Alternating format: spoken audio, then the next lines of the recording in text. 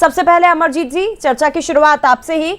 ये आदिवासियों के हक की लड़ाई आप इस आंदोलन के जरिए उठाएंगे, लड़ेंगे, या ये कहा जाए कि बस्तर में अपनी 2028 की जमीन तैयार करेंगे? देखिए, जमीन तैयार करने की आवश्यकता तब पड़ती है जब हमारी ज़मीन कमज़ोर होती है। बात यहाँ पर सरकार के विरोध की या ज़मीन तैयार करने की या 2028 की तैयारी की नहीं है। बात यह है कि हम लोग छत्तीसगढ़ में रहते हैं, छत्तीसगढ़ की महतारी का कर्ज है, छत्तीसगढ़ महतारी का एहसान है, या इस माटी में हमने जन्म लिया है और हम लोग अभी विपक्ष में बैठे हुए हैं। तो छत्तीसगढ़ में जब भी कुछ गलत होता है तो विपक्ष में होने की वजह से हमारा नैतिक दायित्व भी बनता है और हमारा फर्ज भी है कि हम सरकार की नाकामियों को, सरकार की कमियों को, सरकार की कमजोरियों को और सरकार के गलत कामों को हम सामने लाए जी। तो मेरा ये कहने का मतलब है कि लगातार जब से ये सरकार बनी है, आप देख लीजिए, इन्होंने छत्तीसगढ़ नक्सल पीड़ित राहत एवं पुनर्वास नीति 2025 मार्च 2025 में लागू की। उसमें इन्होंने वादा किया था 120 दिनों के भीतर हम पूरा पुनर्वास करेंगे।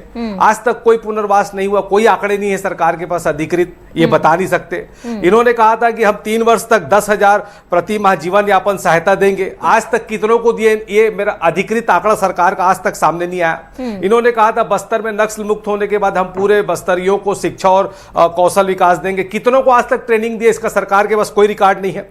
आत्मसमर्पित को, पीड़ित को कृषि भूमि या आवासीय प्लाट देने का इन्होंने वादा किया था, कितनों को दिया आज तक ये आप बता ही नहीं सकते। इन्होंने कहा था हम 15,000 लोगों को जो है पीएम आवास देंगे, और आज स्थिति क्या हुई, 327 गांव में 15,000 पीएम आवास की स्वीकृति इनको मिल गई और सरकार कह रही कि हमने 6,173 दिया, जबकि हकीकत ये कि 2,500 लाभार्थियों को ही अभी तक पहली किस्त जारी हुई है और आगे कुछ भी नहीं हुआ। किसी भी योजना पर कितना इनका बजट खर्च हुआ, सामाजिक ऑडिट हुआ कि नहीं हुआ, ग्राम सभा की अनुमति मिली कि नहीं मिली। इन्होंने कहा था कि 2024 में हम बस्तर में नीलानार योजना इन्होंने बड़े तामझाम के साथ शुरुआत की थी। उसमें कहा था कि आपका अच्छा गांव जिसका अर्थ होता है, उसमें कहा था हम हर गांव में सड़क, बिजली, स्वास्थ्य सेवाएं, मोबाइल मेडिकल यूनिट देंगे, बैंक खोलेंगे, मोबाइल नेटवर्क पहुंचाएंगे। कुछ भी नहीं है, सब फेल है पूरी तरह से। ना ये पीएम आवास दे रहे हैं, ना उनको वहां के आदिवासियों का जो अधिकार है, जो उनका हक है वो दे रहे। हाँ, ये क्या कर रहे हैं।